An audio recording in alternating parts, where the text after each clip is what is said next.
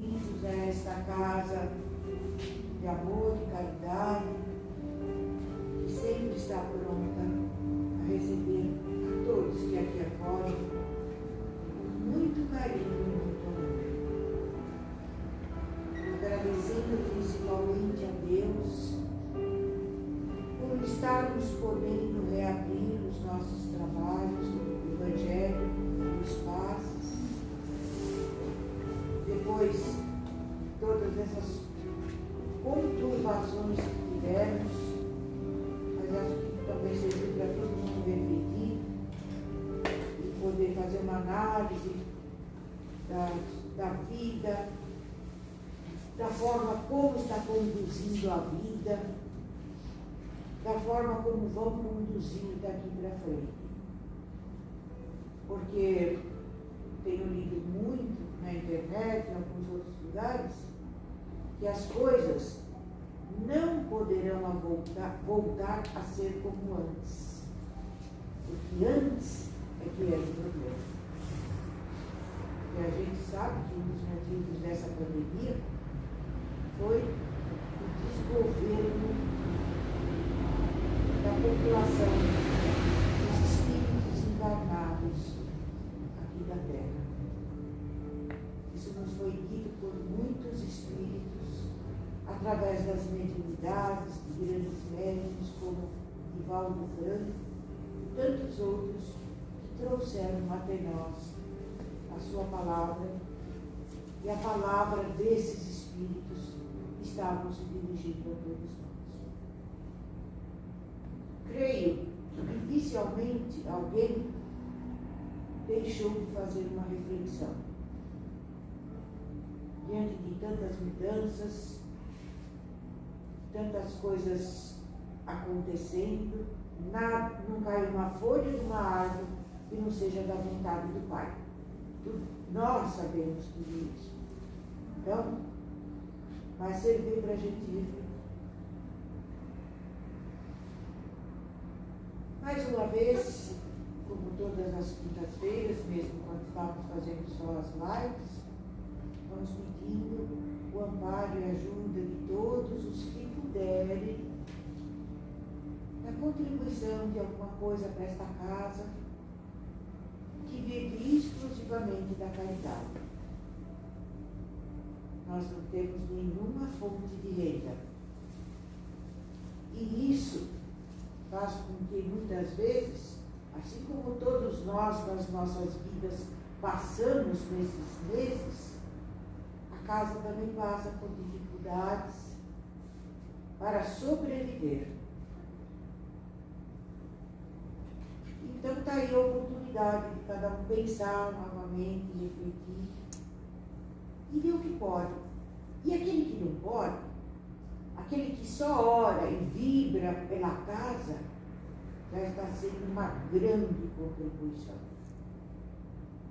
Porque a vibração positiva de todos, com certeza, como vai ser falado hoje pelo nosso irmão Ricardo na palestra, nos conduz a tudo aquilo que almejamos.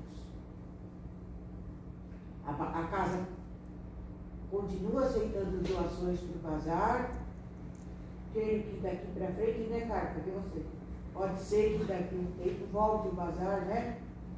Então, o que for na casa de vocês que já não tiver mais utilidade, podem se lembrar que aqui muitas pessoas acorrerão para comprar estas coisas que trazemos, não só móveis e utensílios, como roupas. Principalmente no frio que está fazendo, né? Estava vendo aqui, né, de sábado, Carmen?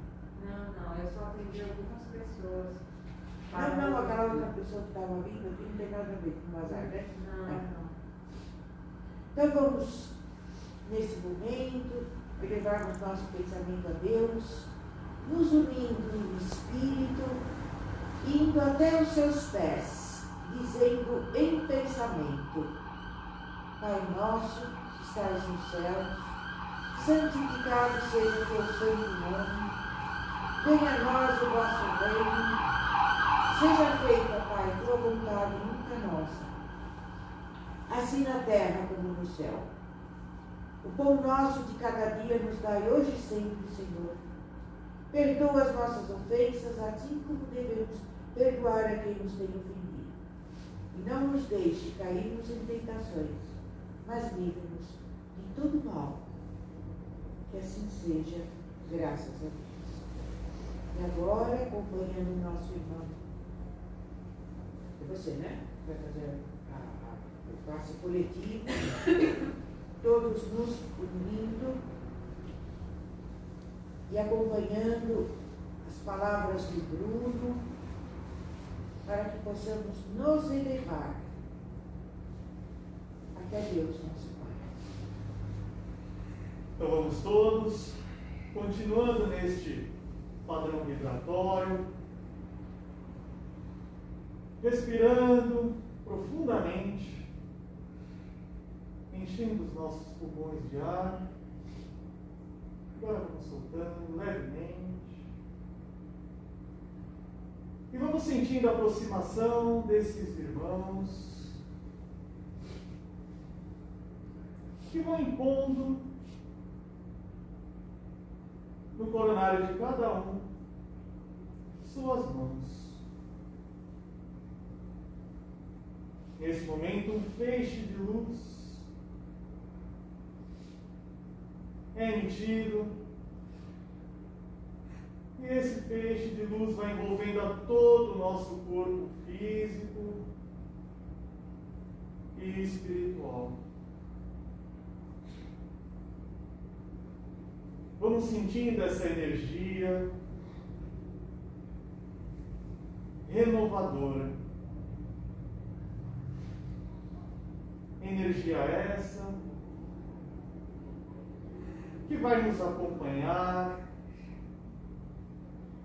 até o nosso lar.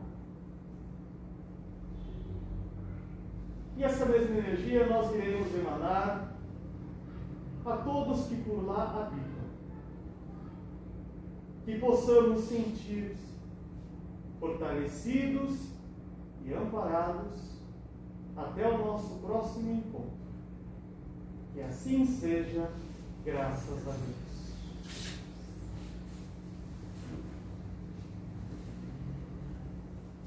Então, vamos acompanhar agora nosso irmão Ricardo com a palestra da noite de hoje.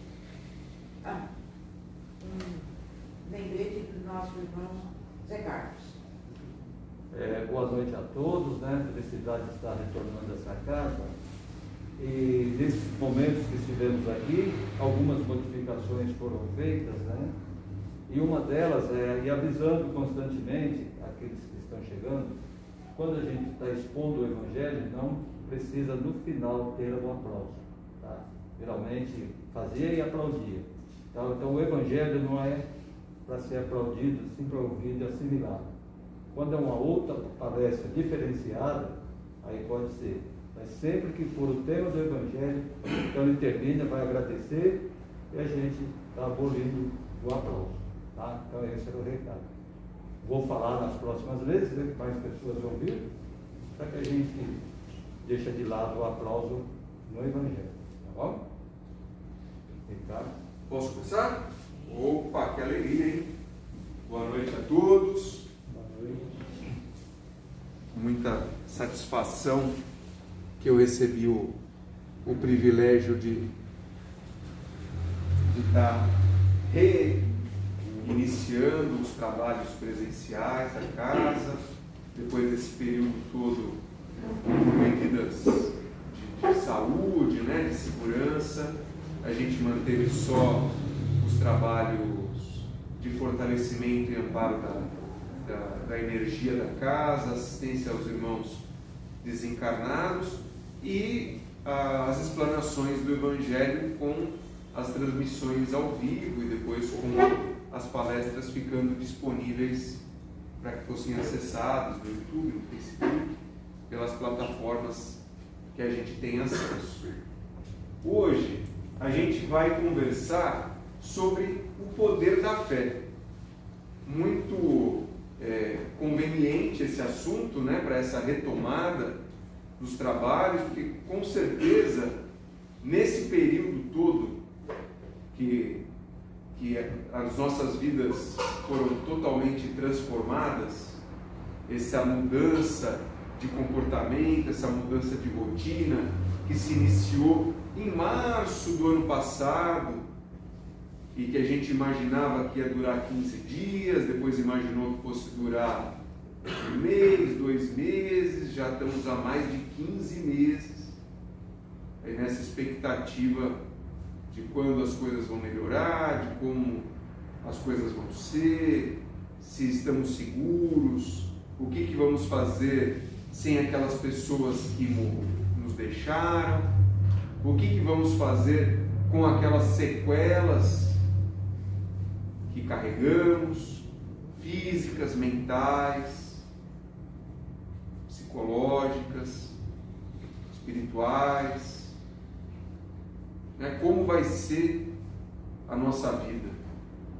Com certeza, se a gente tirou lições desse momento, lições para o nosso aprimoramento espiritual, para a nossa reforma íntima, para o nosso entendimento sobre o valor real das coisas, a gente vai ter uma vida melhor.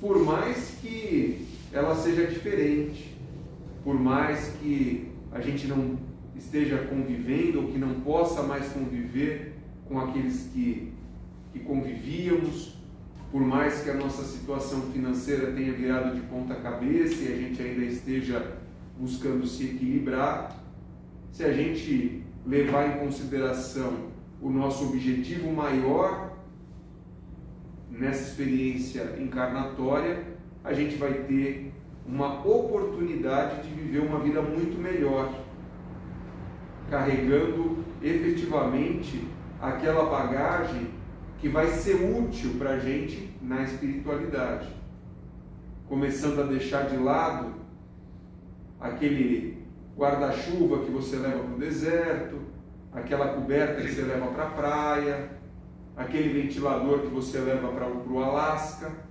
né? Vamos começar a se livrar dessas coisas desnecessárias e focar e colocar na nossa bagagem aquilo que realmente importa. Hoje, essa lição da fé, ela está no capítulo do Evangelho que fala da fé que remove montanhas. E esse trecho do Evangelho, como que ele surge? Ele surge do apelo desesperado de um pai que encontra Jesus e pede a Jesus que cure seu filho. Seu filho era um lunático que frequentemente estava colocando a sua vida em risco, ora no fogo, ora na água, não tinha entendimento do certo, do errado, ele não tinha a sua real consciência. E o que esse pai apela a Jesus? Olha, eu já pedi o socorro dos seus apóstolos, mas nenhum deles pôde curar o meu filho. Você pode curar o meu filho? E qual foi a reação de Jesus? A reação de Jesus foi uma reação, a gente não consegue saber pelo Evangelho a entonação com a qual ele se manifestou, mas qual foi a mensagem dele? Essa turma não aprende.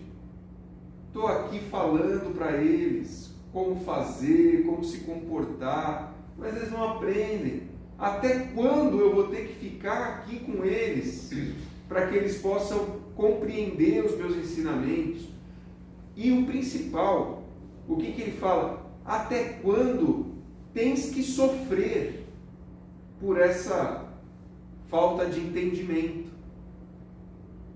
E ele se aproximou do filho e, com a sua autoridade, com a sua energia, expulsou aquele envolvimento maléfico e o filho voltou à consciência, voltou à sanidade, né?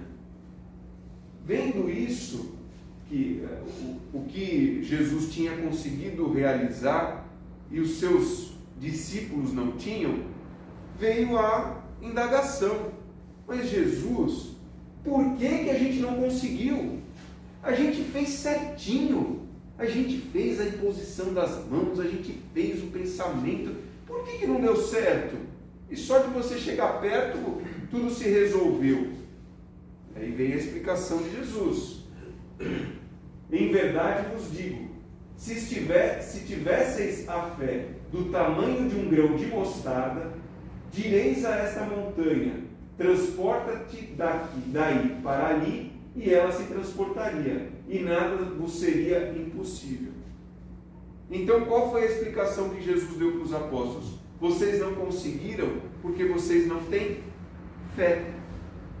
Porque vocês sabem os procedimentos, conhecem os ensinamentos, mas isso não está no coração de vocês na forma de fé.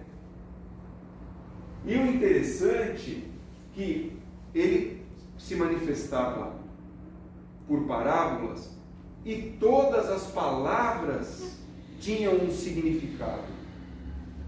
Quando ele fala a fé do tamanho de um grão de mostarda, é porque na época ele vivia junto de pessoas do campo, pessoas que conseguiriam entender a exata dimensão do tamanho de um grão de mostarda. Qual o tamanho do grão de mostarda? Ali do lado é a árvore da mostarda. Isso também faz esse entendimento da parábola, porque uma semente tão diminuta é capaz de produzir uma árvore daquele porte. Então, esse é o convite. Se você tivesse a fé, a crença do tamanho de um grão de mostarda, você conseguiria ampliar as suas forças, você conseguiria ampliar as suas faculdades ao ponto de fazer algo tão grandioso como essa semente de mostarda, que produz uma árvore maravilhosa, centenas de vezes maior do que o seu tamanho enquanto semente. Tudo tem um significado, cada palavra com o seu momento. Com certeza, daqui a algum tempo, com a evolução do nosso conhecimento, com a evolução do nosso espírito, da nossa reforma íntima, nós vamos encontrar mais significados ainda para as palavras de Jesus, que a gente não está preparado para entender hoje. E ele mesmo, quando eu falo ele, é sempre com todo o respeito, letra maiúscula, caixa alta, tudo, mas ele é nosso irmão. Ele gosta dessa proximidade, de ser tratado como uma pessoa que a gente tem afeto, como um espírito que a gente tem afeto, que a gente tem carinho, que a gente tem confiança.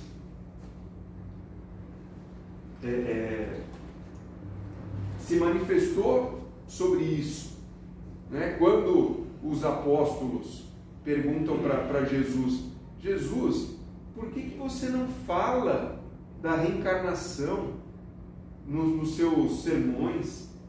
Daí ele fala: gente, eles já estão com dificuldade de entender o que eu falo. Se a gente partir para isso, não vai trazer fruto nenhum. Tudo a seu tempo. Tudo a seu tempo, porque os apóstolos, como tinham aquele contato mais próximo e tinham essa interlocução com Jesus, né, buscando maiores detalhes, nossa, mas se todo mundo soubesse disso, não ia ser muito mais fácil a gente difundir a palavra, ter os entendimentos? E Jesus fala: eles não estão preparados, não adianta a gente fazer isso agora.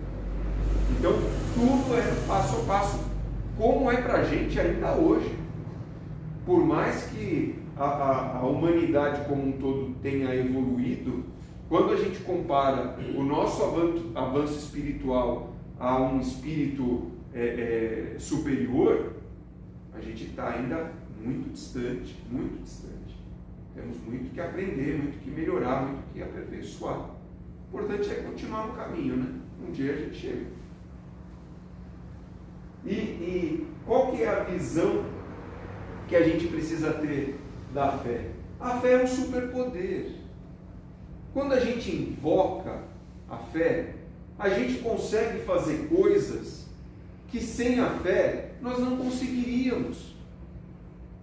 Então, se a gente trouxer aqui para o desenho, que todos nós assistimos esse desenho, agora relançou no Netflix, uma história meio confusa, mas bem, quem sabe na segunda temporada melhora, né?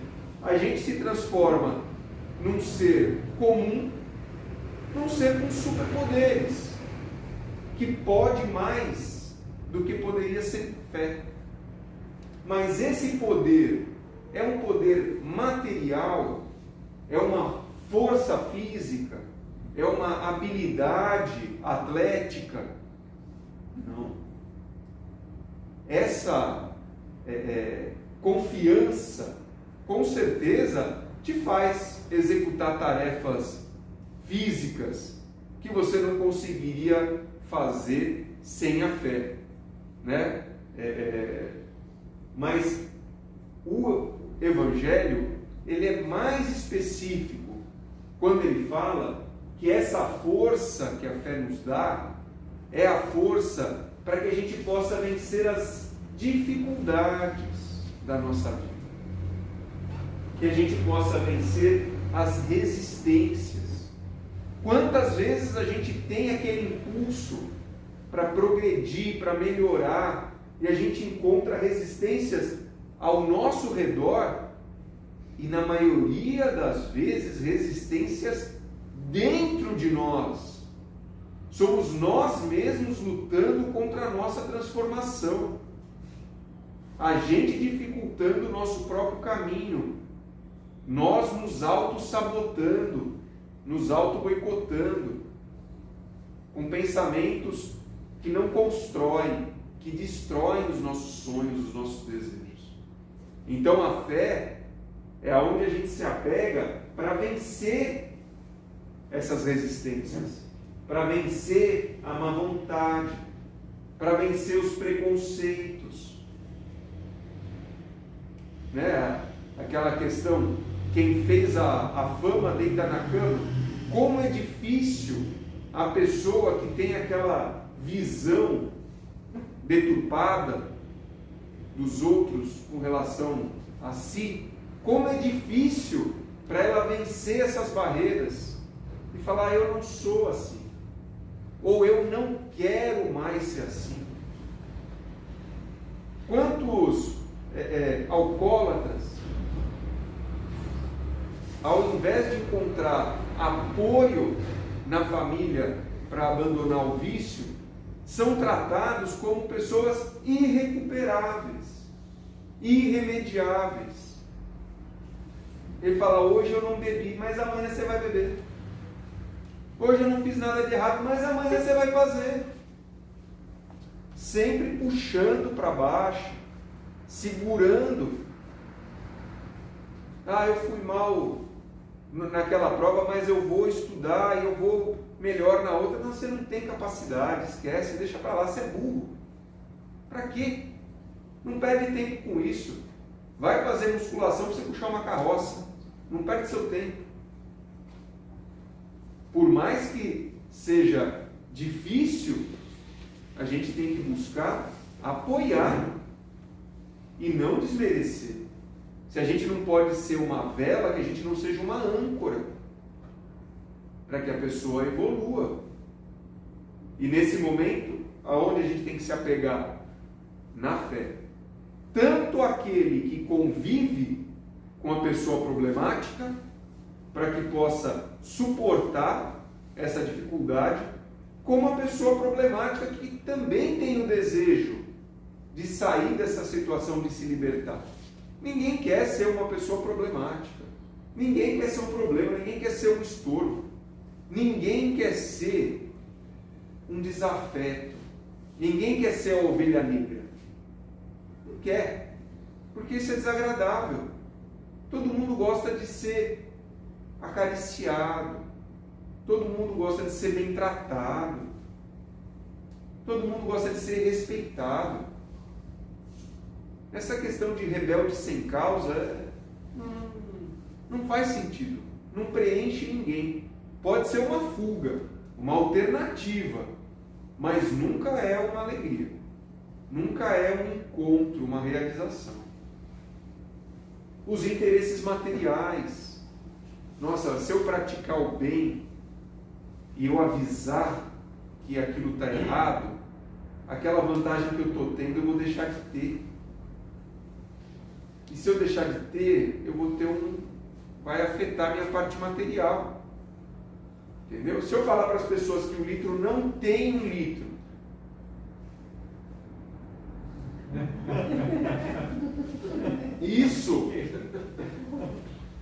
isso vai afetar, tá certo? E o nosso irmão Quitão sofre muito com a concorrência desleal nesse sentido, né, Quitão? Com certeza. Só concorrente. A concorrência desleal nesse sentido. Porque ele tem posto de gasolina, quem não sabe. Sim. E os concorrentes dele têm práticas assim absurdas. E ele fica naquele dilema. Se eu tiver um comportamento correto, eu vou deixar de ganhar o que eu ganho. Ele precisa se apoiar na fé.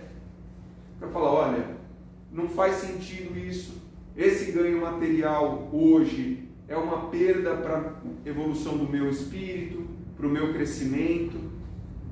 Eu tenho que abrir mão desse ganho aqui, desse interesse material, para poder seguir em frente. O interesse material, quando você precisa dar suporte para um parente que está passando por uma necessidade. O interesse material, quando as famílias se degladeiam por herança, por bens. A gente tem aí o nosso Cid Moreira, que está aí brigando com a família, e que a mulher só dá pizza, que ele não tem liberdade para escrever o que ele quer, que vai interditar. Então é sempre assim. Sempre quer interditar um, interditar outro. O dinheiro é dele. Tá certo? O dinheiro é dele. Se está preocupado com ele, pede a guarda, não a interdição. Assim, olha, eu quero eu cuidar. Não fala assim, não, ele não pode mexer no patrimônio porque ele está dilapidando o patrimônio. Então você não está preocupado com ele, você está preocupado com o patrimônio. E com você próprio. Lógico. O egoísmo é a gente abrir mão dos nossos interesses em detrimento do interesse dos próximos ou até da justiça. Porque às vezes a defesa do meu interesse representa um prejuízo para as outras pessoas que estão tendo os direitos e os interesses dela lesados por mim. A cegueira do fanatismo. A gente vai falar um pouquinho disso mais para frente, quando a gente falar da fé raciocinada e da fé cega. E as paixões orgulhosas, que é quando a gente não consegue distinguir o certo do errado, porque a gente está tão apaixonado por aquela ideia, por aquela convicção, que a gente não dá espaço para ouvir uma opinião contrária. A gente não dá espaço para refletir sobre o nosso comportamento, sobre o comportamento das pessoas que estão ao nosso redor. A gente realmente se apaixona, e quando a gente se apaixona, a gente fica sem juízo.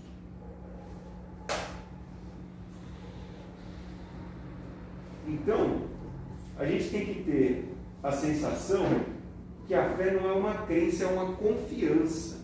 Quando esse trapezista se jogou, ele acreditava só que alguém ia pegar ele? Não, ele tinha certeza que alguém ia pegar ele. Porque se ele não tivesse essa certeza, ele não pulava. É essa certeza que a gente tem que ter quando a gente entra no caminho da fé. quando a gente entrega o nosso destino à vontade de Deus, quando a gente pede no Pai Nosso que seja feita a vossa vontade, é essa fé que a gente precisa. É a confiança de que a gente vai se jogar e que do outro lado vai ter quem nos ampare. É muito diferente. É muito diferente.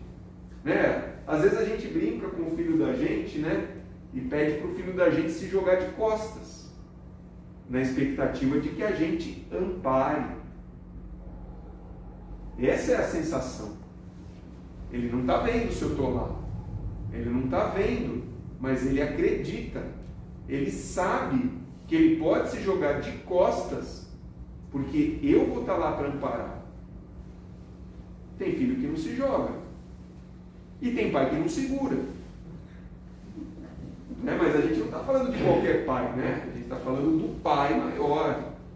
A gente está falando da espiritualidade como um todo. E a gente não pode ter essa dúvida. Se a gente tem a dúvida, já a chance da gente obter já caiu pelo menos pela metade. A gente tem que ter sempre a certeza. E quando a gente fala de fé, o Evangelho ele é bem detalhado nessa lição. Ele fala da fé cega e da fé raciocinada. O que é essa fé cega? Eu acredito porque acredito. É assim porque é assim. Tá certo? A água é benta porque é benta. Eu pego o grão de feijão lá do missionário porque ele cura Covid.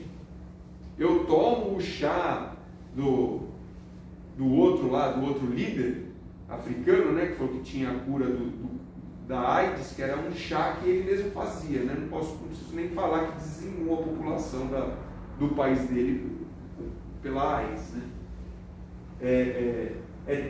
O que o Evangelho, o que o Espiritismo nos convida? Para a fé raciocinada.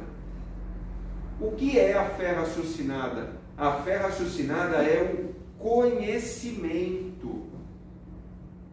Quando a gente fala do átomo, da existência do átomo, quando a gente fala da gravidade, quando a gente fala dos movimentos da Terra em torno do Sol, em torno dela mesma, isso tudo não é fé. É uma crença, mas é um conhecimento. E é essa preocupação que Kardec teve quando codificou o Espiritismo. Ele sempre falava, entre a fé e a ciência, siga a ciência. Então é importante a gente ter isso, essa coerência entre a causa e o efeito, entre a sequência das encarnações, que a gente vai transportando créditos e débitos, as leis da natureza. Tá? Isso é tudo comprovado cientificamente. E aquilo que a gente ainda não conhece, né? Você tem livros do Chico, existem trabalhos sobre os livros de Chico Xavier que traziam conhecimentos científicos que foram descobertos 20, 30 anos, 40 anos após a psicografia dos livros, que foram comprovadas após 30, 40 anos, 50 anos da psicografia dos livros. Então não é só a fé por acreditar. Existe essa busca do espiritismo, da espiritualidade, em demonstrar cientificamente o que é dito, os fluidos, o que acontece na mente de uma pessoa depressiva, o que acontece na mente de uma pessoa feliz, como as sinapses se comportam quando a pessoa está tendo alterações de humor. Então, essa é a busca desse entendimento, o raciocínio, causa e efeito.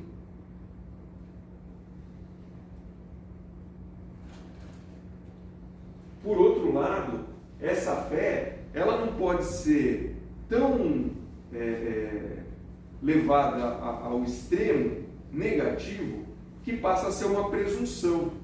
Eu não preciso usar máscara porque eu sou blindado em nome do Senhor.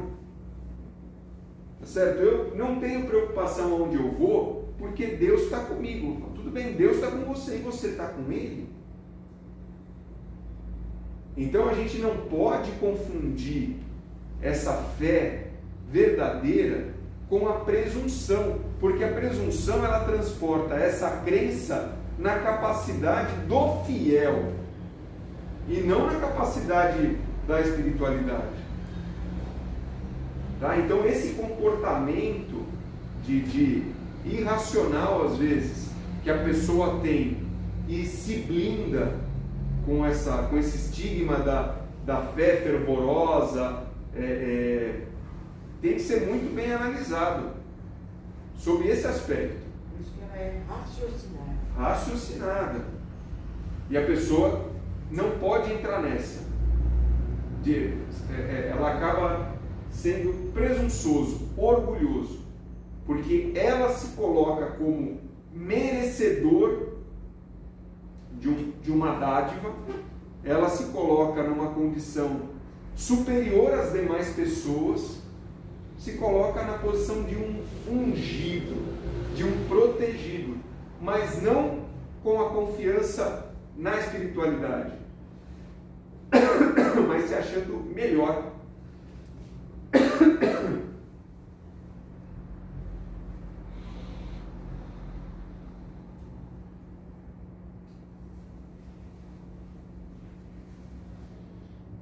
Silêncio.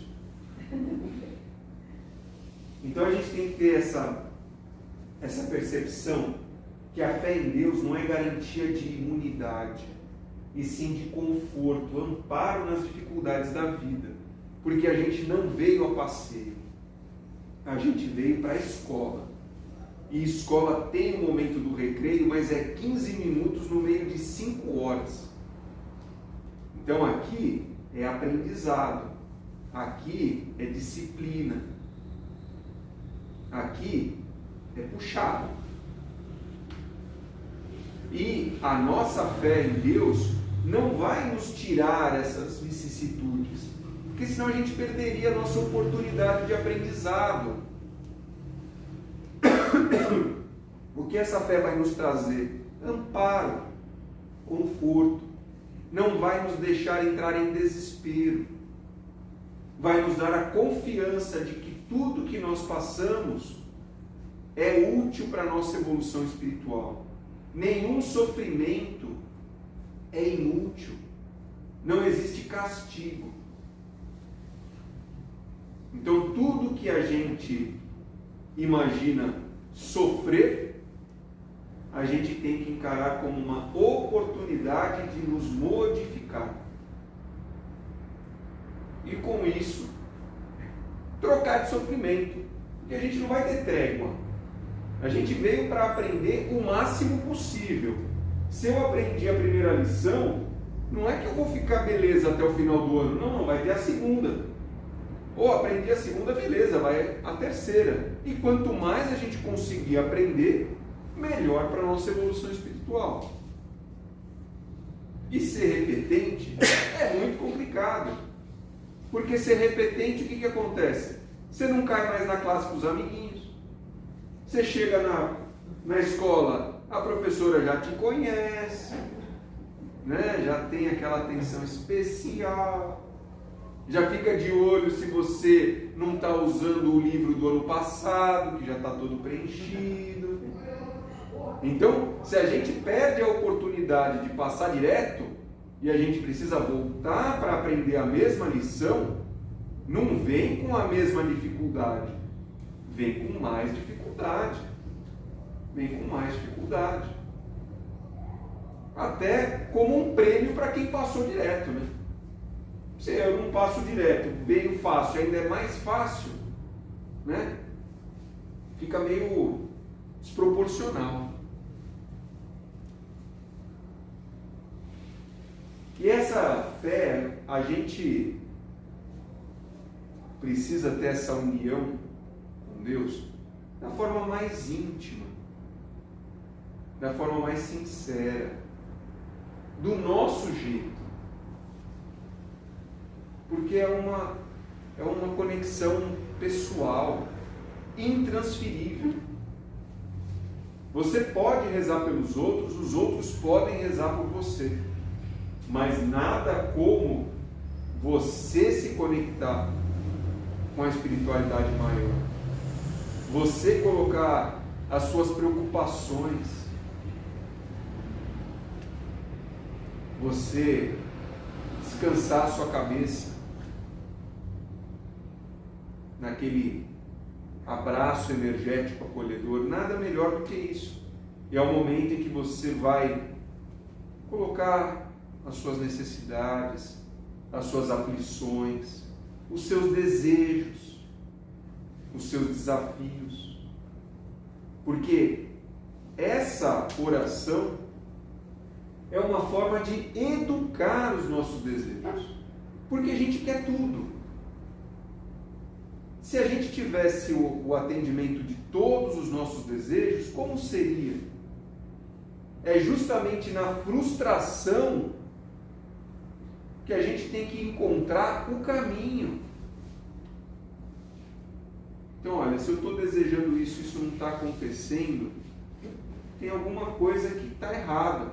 Ou não é o momento para mim, ou eu não estou fazendo por merecer, ou se eu tiver isso, outras pessoas vão se prejudicar e não vai ser justo. Então, essa educação dos desejos é feita no dia a dia, porque o que aconteceria se todos os nossos desejos fossem atendidos? Já teria um problema. Teria um problema. Você desejou sentar nessa cadeira, você sentou. Ele também desejou, mas você já está sentada. Como é que vai fazer? Se atender o desejo dos dois? Esse é um exemplo simples, mas vale para todas as circunstâncias da vida. Eu desejo o cargo do meu chefe. A minha colega do lado também. O meu chefe deseja o cargo do chefe dele, que consequentemente deseja permanecer onde está. Como é que faz se todos os desejos forem atendidos? Eu desejo que a minha filha seja uma astronauta. Ela deseja ser bailarina. Como que a gente vai fazer para o desejo de todo mundo ser atendido? Então, os desejos são atendidos na medida em que fazemos por onde e que eles são úteis para o cumprimento da nossa missão encarnatória. Toda vez que o nosso desejo não é atendido, vamos corrigir a rota ou vamos corrigir o desejo, para que as coisas possam caminhar da melhor forma. E a resposta a espiritualidade envia sinais. Então, quando você está numa dificuldade, você está numa dúvida, e você se conecta com a espiritualidade, e você pede um suporte, se você ficar atento ao que acontece ao seu redor, você vai ver a espiritualidade se manifestando. É uma intuição que você tem, é uma coincidência que acontece. Você tem que ficar atento a todos esses sinais, porque ninguém vai chegar materializado para você e falar assim, olha, é assim que faz essa conta. Não vai acontecer. Mas você está com uma dificuldade na sua empresa, às vezes você vai encontrar um amigo que você não vê há muito tempo, e ele é um consultor. E você vai ver, eu estou passando por uma dificuldade, estou com uma dúvida. Você tem a humildade de falar que tem um problema, e ele pode te oferecer ajuda. Ou então você está numa dúvida, se você aceita o convite para trocar de emprego, ou se você continua aonde você está. E você vê uma reportagem, você está assistindo um programa esportivo, de repente entra ali no celular a reportagem sobre como aquela empresa trata os funcionários, reclamação trabalhista, ou uma ação social que ela está fazendo. Isso tudo são sinais para você tomar a decisão. As pessoas que são colocadas no nosso caminho. E se a gente está muito fechado no nosso problema, na nossa dificuldade, a gente não dá espaço para que essas coisas aconteçam. E quando essas coisas acontecem, a gente não consegue perceber. Então é importante a gente estar sempre equilibrado. Mesmo sendo diante de uma grande dificuldade, a gente se manter sereno, confiante de que tudo vai dar certo. E sempre dá certo. E que não seja o nosso certo. Esse é o menos, né? Para quem planeja o nosso plano encarnatório, nos satisfazer é o de menos. Eles querem que a gente aprenda. Tá certo? Essa é a preocupação. Que a gente cumpra a nossa missão encarnatória e chegue na espiritualidade melhor do que veio. E tem essa passagem aqui de Jesus também, que tem esse tanque de Betesda, que os enfermos ficavam na beira desse tanque, porque tinha um mito de que o anjo baixava nessas águas e o primeiro que entrava nas águas era curado. E Jesus, caminhando ali por esse local, foi abordado por um doente. Falou: olha, eu estou aqui há anos, mas eu não consigo me mover, eu tenho dificuldade de locomoção, e eu não consigo nunca atingir a cura, porque nunca me jogam para dentro da água, e também eu nunca consigo ser o primeiro. E o que Jesus pergunta para ele? A primeira coisa: você acredita que eu posso curar você? Porque se você não acreditar, não vai funcionar.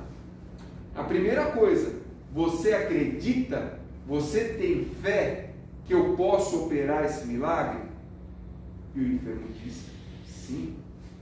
E qual que é a segunda pergunta que Jesus faz? Que é aquilo que a gente tem que refletir todos os dias sobre os nossos problemas. Você quer que eu te cure? Quantas doenças físicas, mentais, espirituais a gente carrega, a gente reclama, mas a gente cultiva? Não é verdade? Quantos problemas a gente se apega, a gente reclama, mas não resolve? Então, você acredita que eu posso te livrar disso? Acredito. E você quer que eu te livre disso? Você realmente está disposto a seguir em frente? Você está disposto a perdoar? Você está disposto a se modificar? Você está disposto a deixar isso de lado e ter uma vida diferente? Ou você prefere ficar preso a essas reclamações, a esses queixumes, a essas dores e manter a sua vida como você vive hoje, sem nenhuma transformação? Essa reflexão a gente tem que trazer para a nossa vida. A gente tem a fé verdadeira para que a gente possa ter as nossas cargas aliviadas, e a gente quer que as nossas cargas sejam aliviadas, ou a gente quer se fazer de vítima, ou a gente está bem nesse personagem e a gente vai manter esse personagem. Porque tudo é pensamento.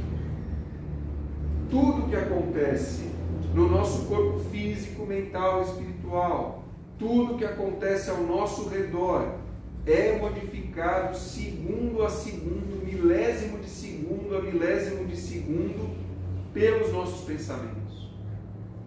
O nosso pensamento é poderosíssimo. Ele pode tanto nos trazer a doença como nos trazer a saúde. nos trazer a ansiedade ou a serenidade, a fortuna ou a desgraça. Porque tudo vai de como a gente lida, de como é o nosso padrão vibratório. Porque o padrão vibratório transforma o fluido cósmico universal. Não é só uma coisa dogmática, é uma coisa física. Os nossos pensamentos transformam as sinopses do nosso cérebro. Por isso que hoje você tem tantas pessoas tomando antidepressivos, porque a carga emocional acaba trazendo tantos malefícios, acaba mudando tanto a energia do corpo, que as sinapses do cérebro param de produzir aquelas centenas de substâncias que são necessárias para que você tenha uma vida equilibrada. Então é o nosso pensamento transformando o nosso corpo, a química do nosso corpo, e isso vai se alastrando. Isso está no próprio Evangelho. Kardec coloca para a gente que o poder da fé se demonstra de modo direto e especial na ação magnética. Se a gente acredita no passe magnético, se a gente acredita no passe de cura, se a gente sente a energia disso, se a gente se sente melhor, se a gente sente esse bem-estar, se a gente sente essa necessidade, por que não acreditar que o nosso pensamento é capaz de modificar esse fluido universal? E por que não mudar isso? E ele fala tudo relacionado ao efeito de uma lei natural. Tem muitas coisas que a gente desconhece. Nós somos simples e ignorantes. Mas com o passar do tempo, isso que hoje a gente acredita que é fé, a gente acredita que é milagre, a gente vai ver que são simplesmente o cumprimento de uma lei natural, que hoje a gente não sabe manusear. Como a gente não conseguia antes dominar outros conhecimentos. Antes a gente achava que o vulcão era um castigo de Deus, um castigo dos deuses. Hoje a gente já sabe como funciona. A gente consegue transformar os ventos em energia, a água em energia. A gente só não está ainda preparado para ter todo esse conhecimento. Mas se a gente tiver a fé e colocar isso em prática, a gente vai com certeza receber os benefícios. A gente não teve a oportunidade de conversar ainda sobre isso, mas esse mês é o mês de aniversário do centro, né? E o nosso presidente de honra é o Divaldo Franco, né? Ele incentivou muito a abertura dessa casa, a persistência nos trabalhos dessa casa.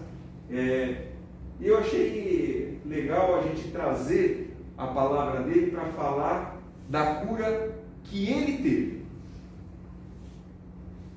Então é muito curioso.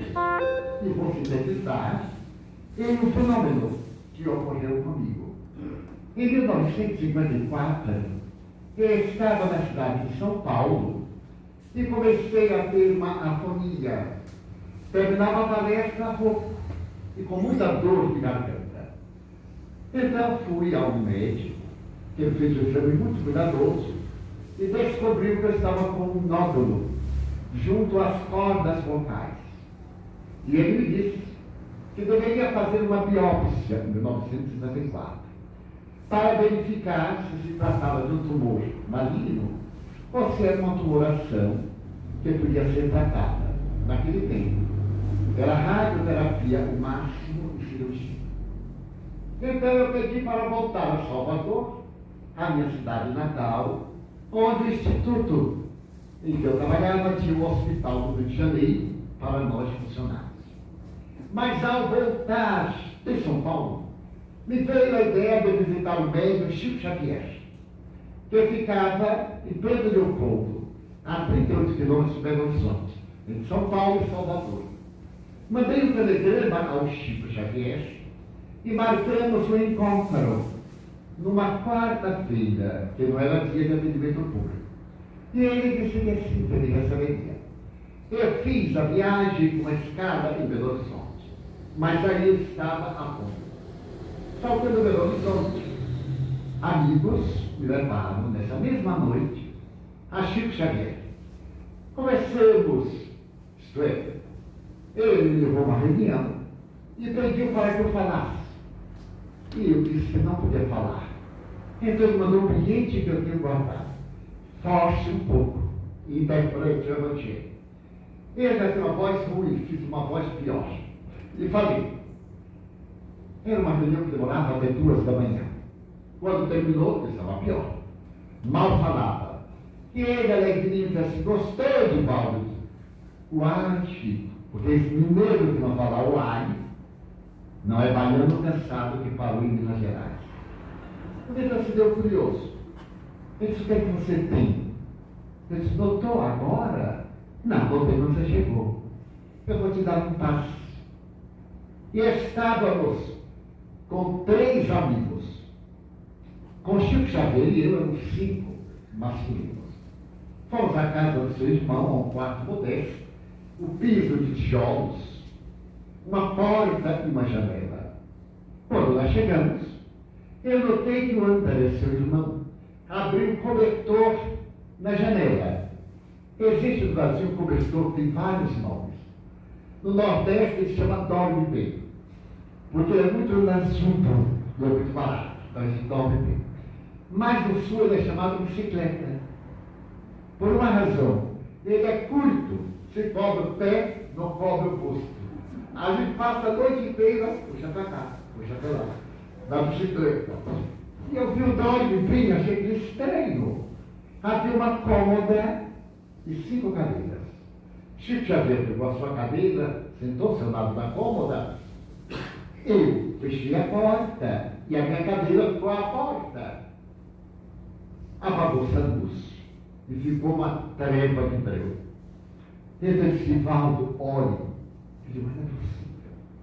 Então aquela voz rouquenha, horrível. Eu fechei os olhos e comecei a orar.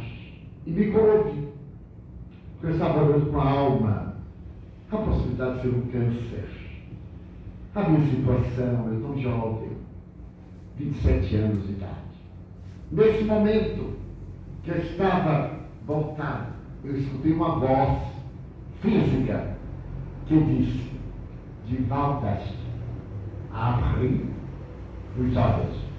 Eu não abri os olhos e tive um choque. Porque estava diante de mim uma jovem, loura, entre 16 e 18 anos, o cabelo partido ao meio, enrolado para dentro, vestida de enfermeira à Primeira Guerra Mundial, sorrindo, linda, iluminada. Era como se dentro houvesse uma luz tanta que eu via o tijolo do chão. Eu nunca tinha visto uma transação. Então eu olhei para ela e ela disse assim, Ich bin Schwester Sheila. Eu sou a irmã Sheila. Eu olhei e disse, Sheila, mas aquele horror de voz. E ela me disse assim, venho fazer uma terapia na sua garganta, porque nós vamos precisar muito de sua voz. Eu disse, ah, meu Deus. Aí fiquei emocionado. Ela apareceu com algo que fazia lembrar uma caneta esferográfica. Porém, aqui havia uma lâmpada, hoje já, curioso, mas em 1954 não havia. Aquilo, ela disse assim, eu vou colocar e vou naturalmente atender esse tumorzinho que vai desaparecer. Você tem medo da dor, Divaldo? Ele disse, não, senhora. Nunca mais eu respondo isso. Abra a boca, eu vou cauterizar. Eu não sabia exatamente o que era calcanizar. Aí abriu. Ela introduziu, e aquilo era maleável que ele seguiu a língua. E aí eu falei assim, eu dei um grito. Aquilo me queimou até o pele perispírito. Eu dei um grito, uau! Ela tirou. Eu disse, Maria. E ela disse, vai ter de novo. Eu disse, não, eu já estou bom. Ai, o que eu estou fazendo? Abra a boca de voltas. Novamente. E deu outra queimadinha. Eu dei outro berrozinho. E depois ela tirou e perguntou, como vai? Eu disse, eu estou bem. E comecei a chorar. Não sou de chorar muito, mas chorei. E eu disse, o que eu faço? Meu Deus, isso não está acontecendo. Porque nós queremos fatos. E depois dos fatos, queremos confirmação dos fatos. E depois, reconfirmação. Quando eu sair daqui, eu vou dizer que foi um sonho. Mas eu estou falando. Mas eu estou vendo. Aí eu disse assim, Sheila, a alma humana é muito diferente. Quando eu sair, eu vou dizer que tudo isso foi a minha imaginação. Você me daria algo para eu levar e ficar? Eu disse, pois não, Divaldas. Me chamou de Divaldas. E então, ela levantou a mão e diante dos meus olhos começaram a cair amores perfeitos, pensamentos, essa florzinha que eu tinha coleção. Eu tirei um lenço, abri nas pernas e as florzinhas foram caindo. E subitamente eu peguei e estavam ornamentadas. Eu me lembrei que eu tinha uma amiga suíça e ela me falava muito de uma flor dos Alpes que eu havia visto no filme chamada Edelweiss. E a minha amiga falava com tanta atenção do Edelweiss. E eu me lembro da música da família Trapp. Então eu adorava. Eu perguntei, Sheila, você é alemã? Sim. Você alguma vez visitou os Alpes austríacos? Sim. Você conhece a Edelweiss? É isso? E caíram no meu colo uma flor fazia lembrar sempre de lá. A folha um pouquinho áspera, apertada. Eu olhei com a luminosidade dela e disse, meu Deus. E ela perguntou, o que mais? Eu disse, Sheila, me perdoe.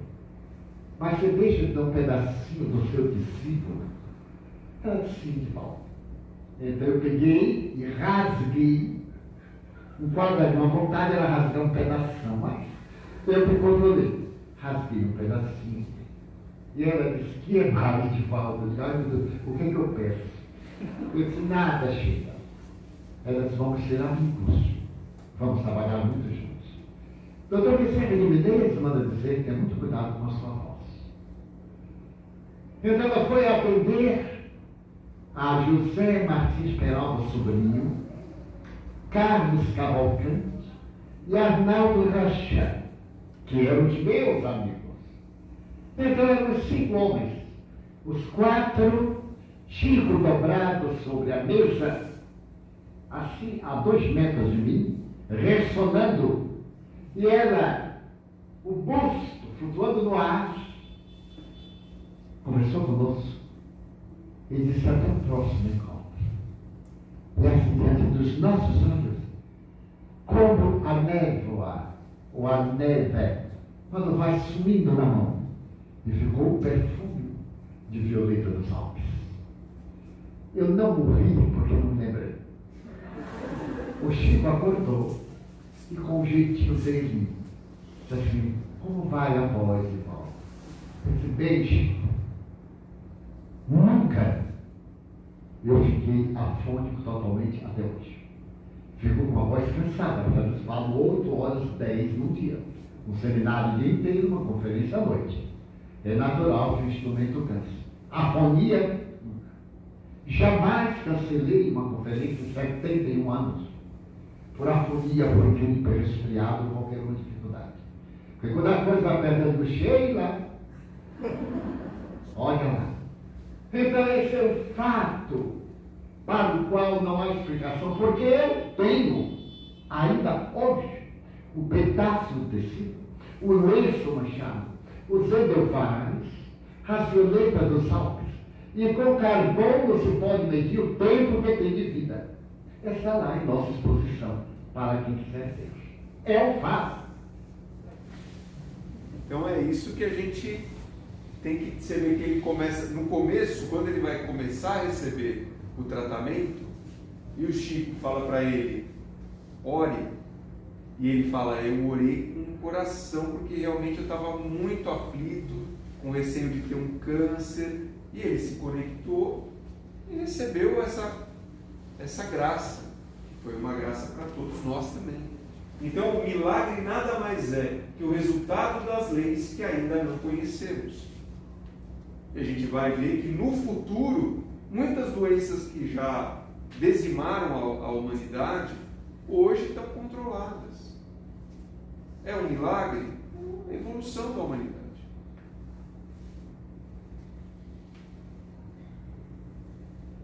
Não faltando fé, coragem e amor, o resto a gente resolve. E com muita alegria de estar mais uma vez aqui com vocês, meu muito obrigado. Gente, não poderia ter recomeço melhor, né? Falando sobre a fé. Todos os exemplos que o Ricardo falou, eu tenho certeza, vão calar fundo em cada um de nós. E o Ricardo, e eu acho que foi tão bem explicado, foi tão boa, sem querer te deixar orgulhoso, mas que não tem necessidade de mais explicação sobre essa palestra. Eu não tenho necessidade de eu fazer comentários. Ela foi autoexplicativa. Cada um de nós, o que tem que fazer, chegar em casa e refletir sobre o assunto. Nós estamos com um pouquinho na hora adiantada, mas, pegando o gancho que o Ricardo também nos deu a respeito do aniversário do centro, eu vou só mencionar algumas coisas. A Nilce me passou uma cola, aqui ó, e eu vou ler alguma coisa, não vou nem ler tudo, mas aqui, diante do Zé, eu quero pedir que seja programada uma palestra especial sobre o Joana de Ângeles. Início dela, lá há 19 anos atrás, todos os trabalhos que foram efetuados, que a Nilce relatou alguns aqui, mas não vai dar tempo de falar, realmente precisa de uma palestra, e eu acho que assistidos e trabalhadores, porque uma pequena minoria se encontrava aqui há 19 anos atrás, que são os antigos, não são os velhos, são os antigos. Então, seria muito interessante que a gente pudesse fazer, Zé. Sim, você e a Nilce já estão escolhidos. Nilce, pega a tua cola aqui. Não, mas tem muita coisa interessante para ser falado sobre o Joana de Ângeles. Muita. Essa casa abençoada e bendita. E no dia 4, ontem, comemorou 19 anos, de agosto de 2002, deu um pontapé inicial para o atendimento, para tudo o que essa casa conseguiu fazer e faz até hoje. Diga-se de passagem, sobre a orientação de Joana de Ângeles. E não poderia, eu posso encurtar tudo, menos deixar de falar na Dona Lídia. A alma dessa casa, gente, a alma dessa casa, a alma do começo, a nossa grande incentivadora e idealizadora e realizadora. Estão aqui os antigos que não me deixam mentir. Ela falava, como você disse na palestra, ia lá e fazia. Ela ia atrás. Ela não ficava assim, ai, queria tanto que isso acontecesse, não. Ela levantava da cadeira, meu filho, E ó, mandava ver. E pobre de quem se colocasse no caminho dela. E era, ó, em cima de nós, como a Nilce falou, a dona Anira, pobre de nós, se dessemos um passo fora da linha, nós, os trabalhadores. Ela estava de olho em tudo, ela via tudo, ela sabia tudo. Quando você ia falar uma coisa para ela, ela falava assim. Só quem viveu com ela tantos anos como alguns de nós vivemos, pode ou não dizer se isso era verdade ou mentira. E ela está aí ainda. Pena que não dá, com toda essa pandemia, tudo, fica impossível trazê-la para cá, para fazer alguma coisa, porque seria arriscado para a saúde dela. Ela atualmente se encontra com 88 anos. Mas então fica aqui, que não dá para a gente falar mais, a minha promessa com a Nilce, nós duas estamos comprometidas, e o Zé como testemunha, que nós vamos fazer uma palestra só falando, porque tem muita coisa interessante, sabe? Assim como essa reportagem do Divaldo, nossa, você não tira os olhos e os ouvidos, não é verdade? Falar sobre o Joana de Ângeles, vocês que estão aqui hoje também vão entender muita coisa. Vão ver o sacrifício que foi necessário, o trabalho, o empenho, mas tudo isso nós vamos deixar para falar na palestra.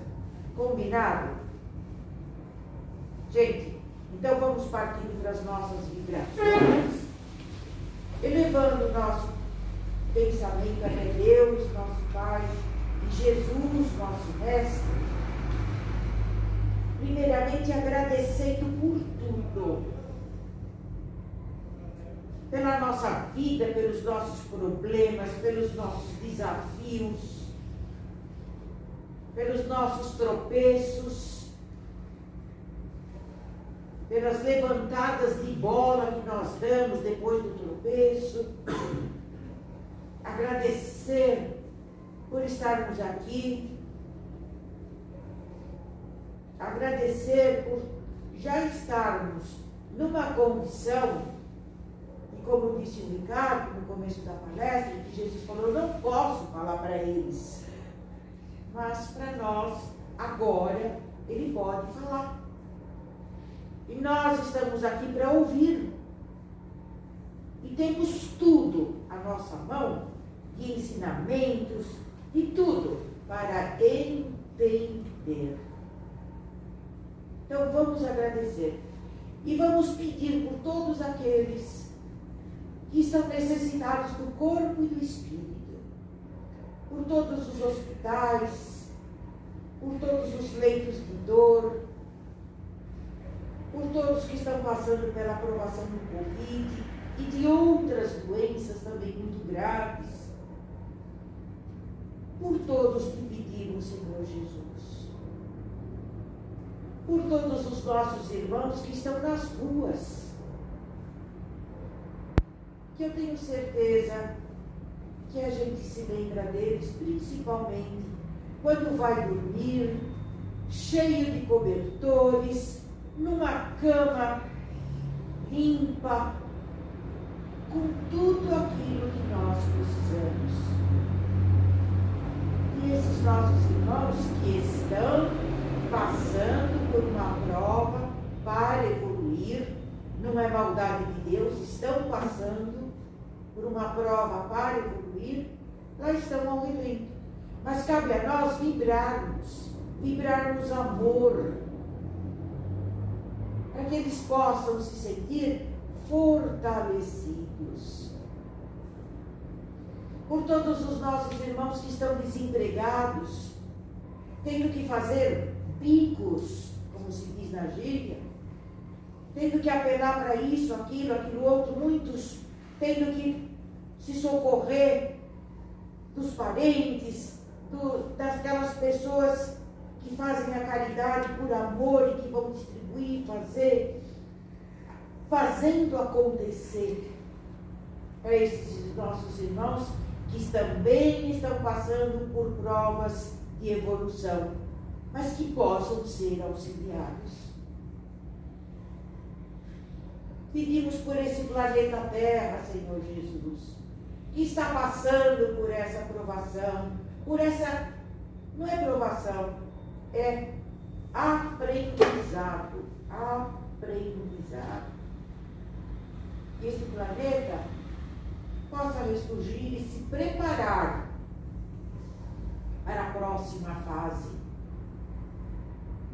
que está por vir, ou se já começou, né? Acho que já começou. Vamos pedindo pelos nossos familiares, pelos nossos entes queridos.